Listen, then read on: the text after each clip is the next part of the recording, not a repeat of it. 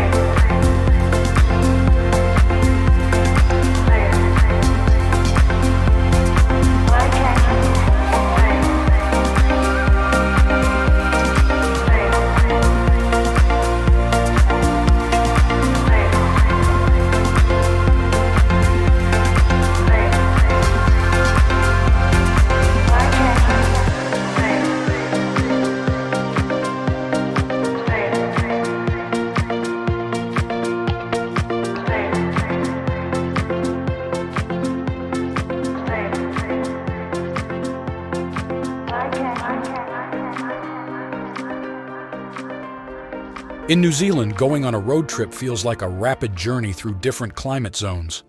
As we moved away from the tropical rainforest zone, it felt like diving into a new world. The landscape changed dramatically, from lush greenery to a rugged, distinct vegetation. The roads wound through this breathtaking diversity, and it was like changing nature multiple times a day. The density of the jungle gave way to barren, open landscapes with striking rock formations and lush meadows. It was a visual feast for the senses as we drove through this amazing terrain. It's hard to believe how different the surroundings can be within just a few hours. But that's precisely what makes New Zealand so unique and exciting for road trips. Every turn offers a new surprise, a new story, making this country a paradise for explorers. Greymouth, once a place of historical significance for the Maori, stands majestically along New Zealand's rugged west coast. Its name derives from the Grey River Mauaranui and the English word mouth, alluding to the river's mouth into the Tasman Sea. Nestled between the southern Alps and the roaring ocean, this town provides an intriguing starting point for our adventure. Greymouth has 6,000 inhabitants. Here, where the banks of the Grey River divide the town into Blaketown to the south, Kororo to the southeast, and Cobden to the north. Our journey begins. The Maori once referred to this place as Mawera, a name still used for both the river and the town today. Before European settlers explored the region, Thomas Brunner was among the first to traverse this breathtaking terrain in 1846. From Greymouth, on clear days, we can catch a glimpse of the majestic Aoraki Mount Cook to the south, New Zealand's highest peak. Our route will take us along the stunning coastline, past breathtaking viewpoints, and through picturesque coastal towns.